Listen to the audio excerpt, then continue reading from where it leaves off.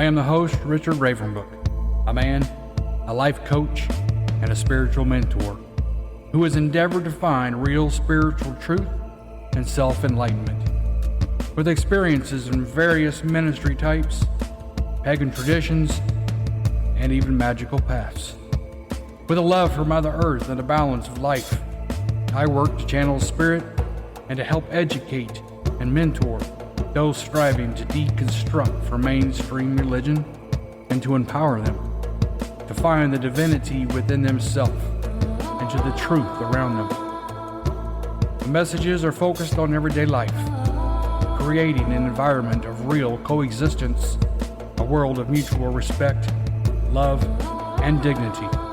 The pagan preacher is all things, the preacher and the pagan, speaking from the wisdom of spirit. Welcome, everyone. Welcome back to another episode of the Pagan Preacher Podcast and another spiritual message.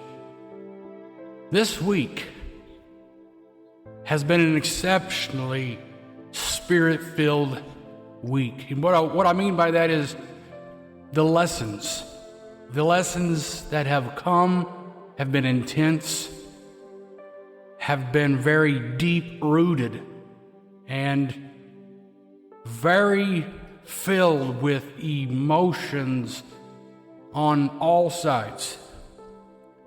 Most of this week has been in regards to the corporate church, people feeling that they need to leave the corporate church, and how to deconstruct from the corporate church, from the four-walled building, the organization as a whole, the business/church. Now note, I'm not speaking about Christianity itself. I'm speaking of the church as a corporate entity and some of the things that they teach within those four walls, the things that they have done not only in the past but even in the present, what they do to our country, what they're continually doing to our country that are negative, when many people feel that they are the positive source and the divine source in this country, when the evidence proves otherwise. Now I urge you, if you are offended easily, you may not want to listen. If you are someone who cannot open their mind and open their heart to truth, if it goes outside the 66 books of the Bible, then you may not want to listen. Because the truth doesn't come from the book. It does not come from the 66 books that are in the Bible that we get in the stores. You know, in the New Testament alone, are people aware that there has been over 30,000 alterations in the New Testament alone since its creation? Do people realize that the Bible, we're not even quite sure for a fact, for positive evidence of who even wrote them? We assume we know. We can probably get pretty close to how, we can get close. But we don't need close. Truth is not close.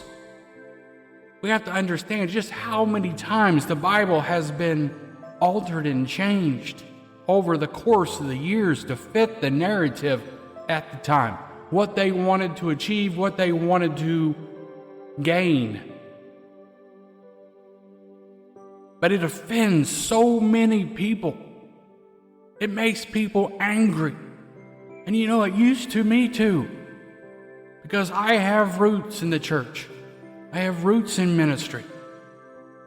And people have asked me, how can you turn your back on God? How can you turn your back on all these kind of things? And it's like, I haven't turned my back on anything but the lies, the falsehoods, the misinterpretations. Truth doesn't belong to anyone. It's not about religion. I'm not a religion. People say, well, what are you? I'm everything and I'm nothing. I am neutral for everything but truth. Because I don't believe that truth is found in one practice, one theology, one labeled description of what people believe. Because it keeps you in that box. It keeps you limited to your growth.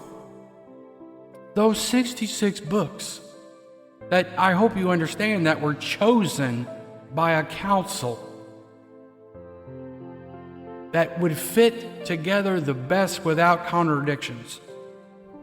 Because, like the book of Enoch, it was removed from the book, even though it's still in, I think, Ethiopian and a lot of Catholic Bibles. But it was removed from the Bible because they said it contradicted some of the other books in the Bible. But I believe if you read, the Bible also says that Enoch was a man that walked with God. Now, why wouldn't you want to read letters written by a man that walked with God himself? Why would you remove that book if it contradicted the other books in the Bible? Because there's many, many mistranslations. And I'm sad to say that many of those things were done on purpose. It's not by error that we are deceived on these kind of things. Enlightenment scares many people of high places, high levels, the principalities. If I could speak, I'm getting tongue-tied, but you know what I'm saying. They get scared because enlightened people can't be controlled. When people begin to understand the truth, understand who they are, understand where they come from, understand their capabilities, and understand peace, how to achieve peace. There's been forces at play for centuries to keep us at each other's throat, keep us arguing, keep us fighting, keep us declaring one religion over another, even to the point of willing to kill and die for it. But you know what? And I've questioned this so many times in my life. These ultimate, powerful, all-knowing gods that can't seem to do anything unless you do it for them. Now, I mean no blasphemy, and I mean no dishonor, but I question it. I question any praise or honor given to a God that does absolutely nothing for their children, their followers, those that honor them. And you're going to say, well, no, my God does. You just can't see all those things, and you can't hear. You just don't know because God works in mysterious ways. Well, you're right sometimes, because sometimes it's not seen at all. Because when I look out in the world, I know just how easy it would be for an all-knowing, all-powerful God to make himself known to the world and to declare peace upon this earth, to make everything right. That it would be so easy for people to believe if you just showed up. How easy it would be. And I know, just like I said in the beginning, if you're easily offended, you may not want to listen. But what I'm talking about is the things that have happened this week, the people that have come to me. Why is it that Christianity seems to be the only religion in this world that feels it necessary to deface and demean every other religion around it. You know, I look and I sat back all week just trying to, because I've never, unless provoked or attacked, I've never seen a pagan or a pagan-minded person go to a Christian page or a Christian website and just attack their belief. And I've never seen a Hindu or a Buddhist or Muslim. Yes, I've seen where, they are defending themselves with all those religions. And that's something completely different.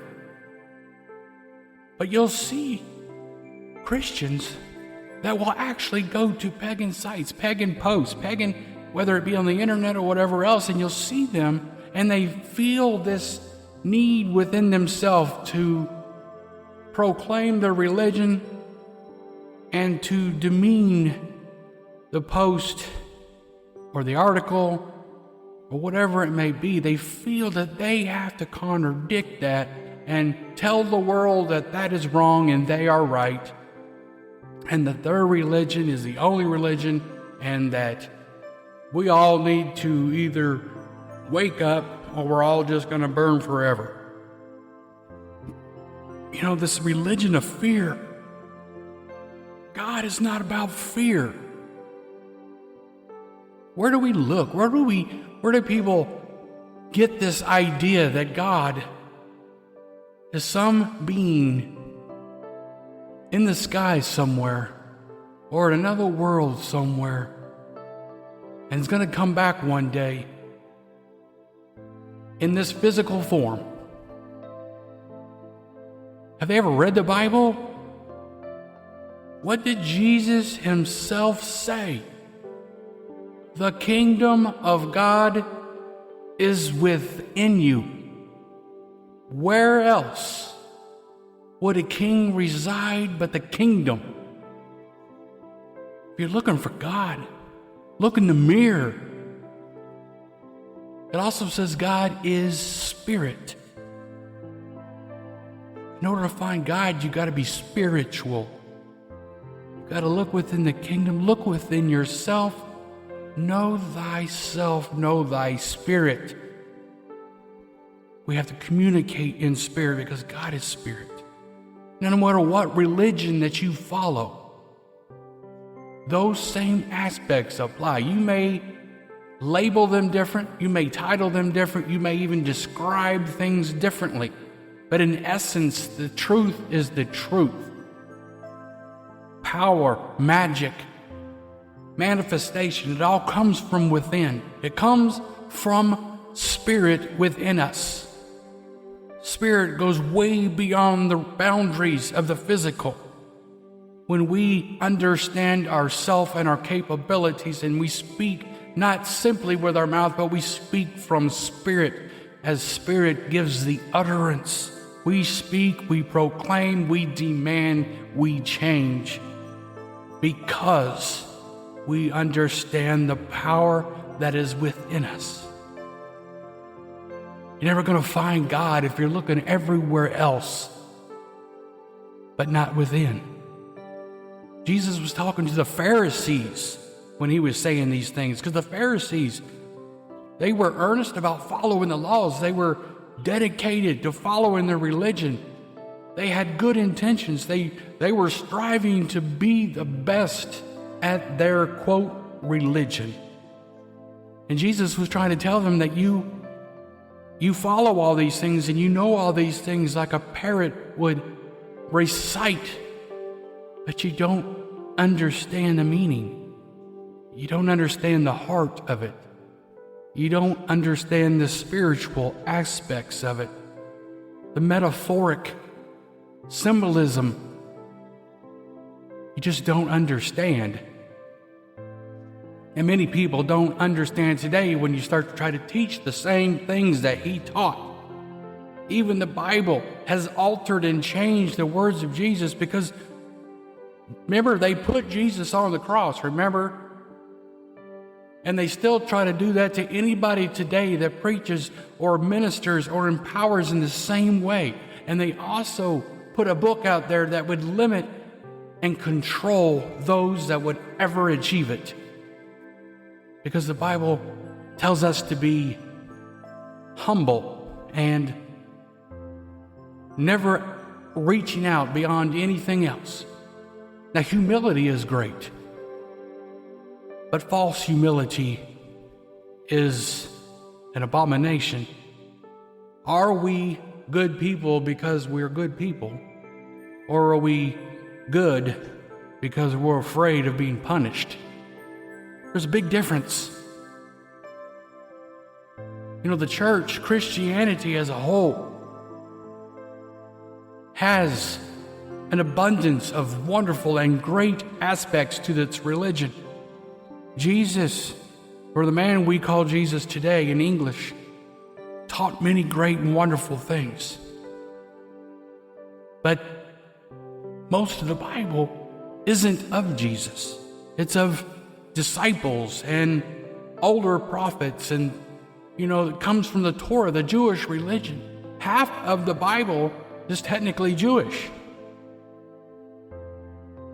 And we just simply don't understand. Do we understand that the Jewish people don't believe that Jesus was the Messiah, but yet half the Bible is their religion? I could go on and on about different contradictions and misinterpretations, and someday maybe I will, but right now it's just the earnestly the Spirit is, if you're out there and you're trying to deconstruct from corporate religion, if you're in this place where you just don't quite know what to expect or quite know what to do next.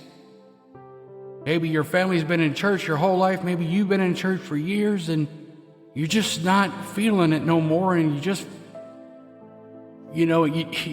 don't quite understand what to do next.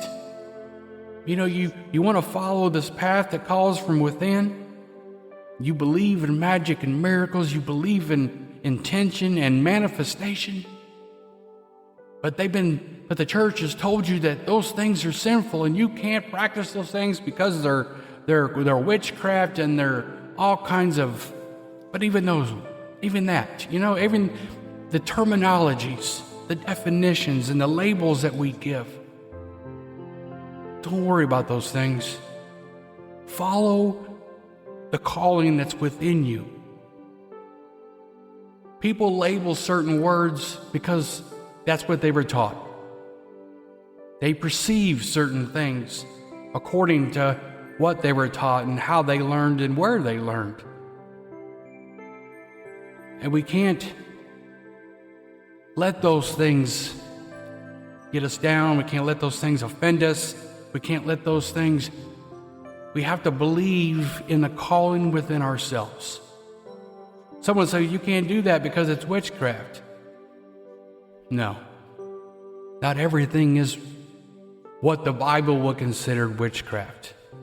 And we have to also understand that the word witch has nothing to do with what it is today. The word witch, when someone described the word witch in the Bible in the olden days, it was a person that consorted with demons, that poisoned people. They were the poisoner. They did a lot of negative and a lot of, but that's not what you were talking about.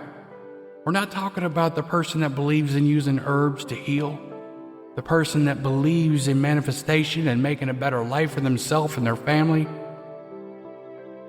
Those are kingdom magic. Those are the things that come from divinity. Those are the things but people are afraid when you start talking about power, and they want to label everything. Oh, we can't do that. Just like us. Oh, we can't go to a psychic. We can't go to anybody that feels that they know things that not everybody knows, because that's a sin. But we will pay this prophet $100 to come speak in our church, not understanding that the gift is the same. the label, the title makes no difference. You're going to say, well, the one person's of God and the other one's not. But if God is within us, then both walk in with God. It's who we are as a people.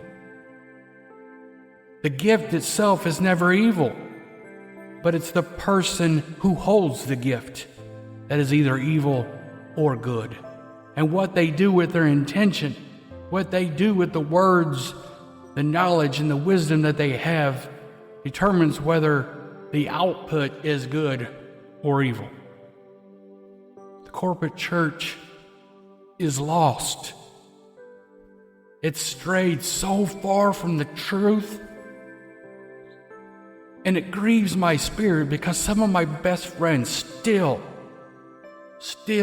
go 3 times a week or more, give most of their money to the church, would die for their church, and never truly understand divinity or God, period. They don't understand. They're looking all over the place. They're reading this book that was given to them, thinking that that's all there is, and if we do anything, if we go with anything outside of that 66 books, then we're going to be deceived. Do we honestly think that your God is that weak? That you're going to earnestly be seeking, but you're going to get lost? I don't believe that. And I think that's where I've gotten to the point where myself is, I understood. There was a time when I had to take that leap of faith and get out of just the book. You know, the Bible can be a blueprint. It can be a beginning. But truth goes way past that book. There is so much more out there. So much more truth out there. You got to be brave. You got to have courage. You got to believe, and you got to have faith in yourself and in the divine connection with all things, that when you are seeking that truth, that you will find it, you will understand it, and it will be confirmed within yourself. Are you going to make mistakes? Yes. Are you going to fall down a few times? Of course you will. You may even get on a couple paths you shouldn't have. But I guarantee you, on that path, you're going to learn something that you needed to learn. And someday you're going to keep somebody else from falling on that path. Understand that even the mistakes in our lives are for a reason. If we can take the lesson from that incident and that mistake on that path, I urge you, if you don't know where to start in that quiet time. Start finding a place, wherever it may be. Just 10, 15 minutes a day. Put on some good background music, meditation music, something without words. And just listen. Focus your mind on the questions that you have. And just dive deeper and deeper into yourself. Focus on that breathing. Understand and learn how to communicate with Spirit. And the truth will be revealed to you. Doors will begin to open. Understanding things that no one else can seem to understand. And it'll be so clear to you that you'll be almost aggravated that they can't understand it, because it's so easy and so clear. But it's not clear unless Spirit reveals it. We have to teach even when people don't want to be taught. We don't believe in going against someone's will.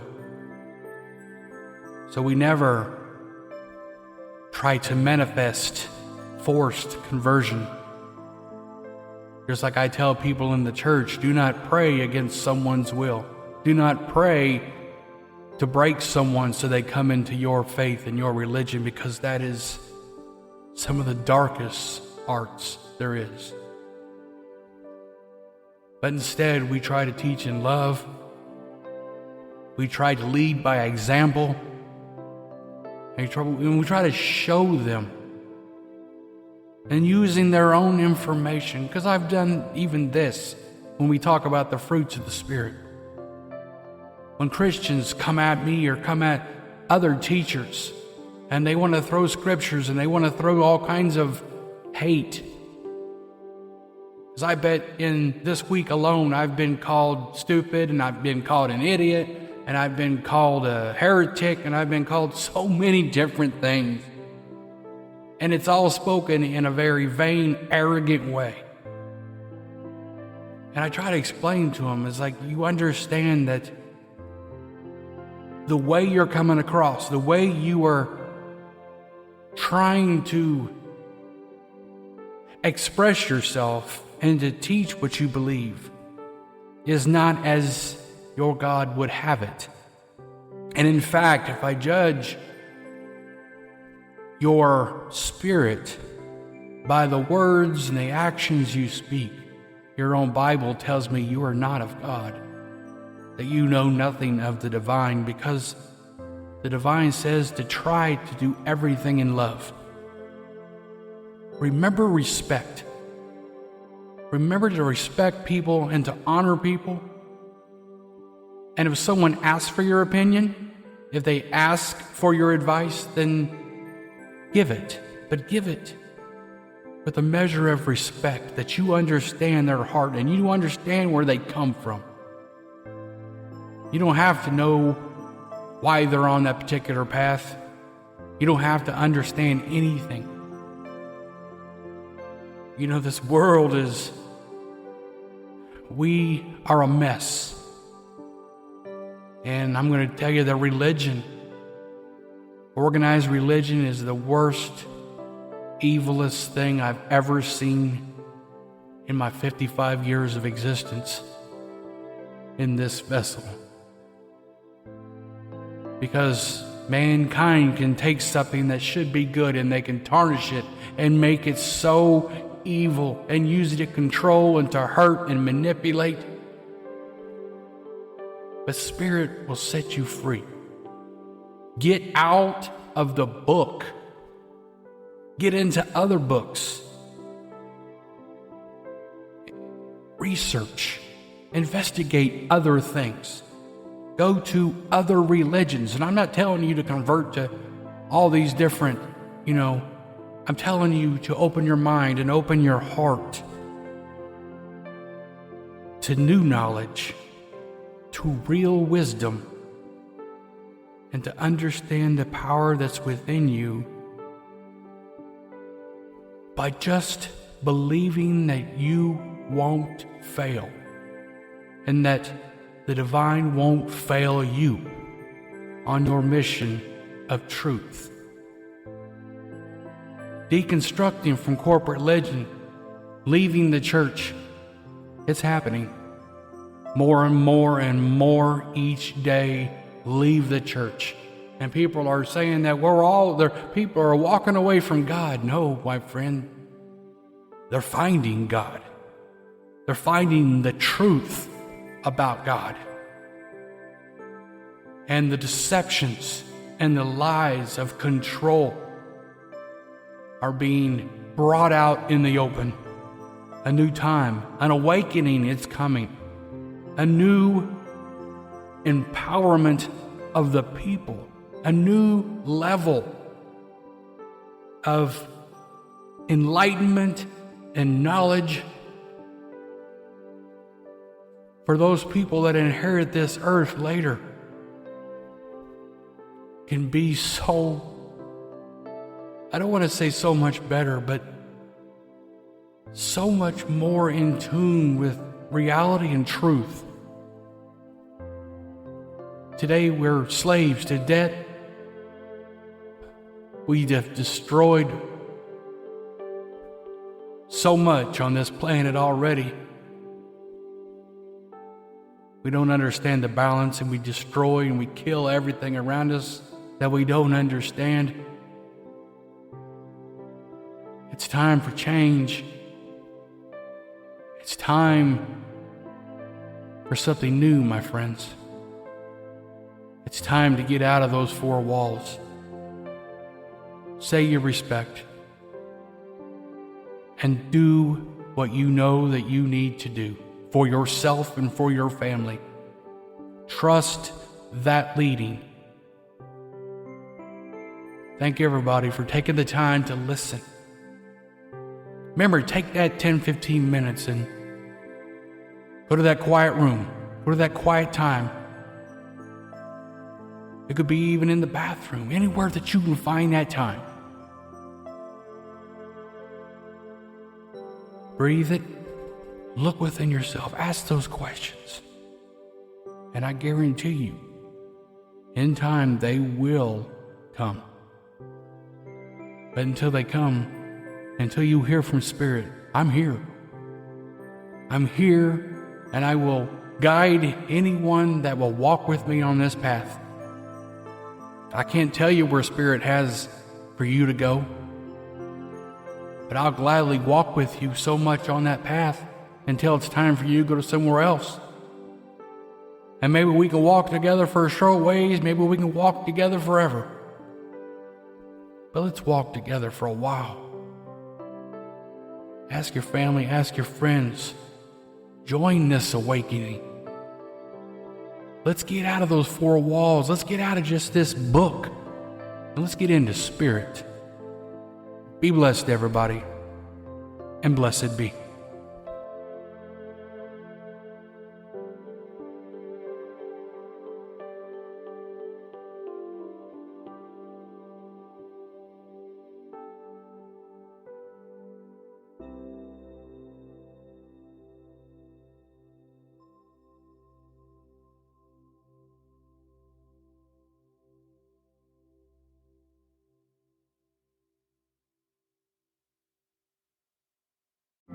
Thank you, everyone. This is Richard Ravenbrook. From my heart to yours, I hope you are blessed. Please be a blessing. Share these podcasts. Share my short videos. Tell the world the work that's being done. Help me open the minds of those so closed. Help me bring into the fold those seeking truth and enlightenment. Be blessed.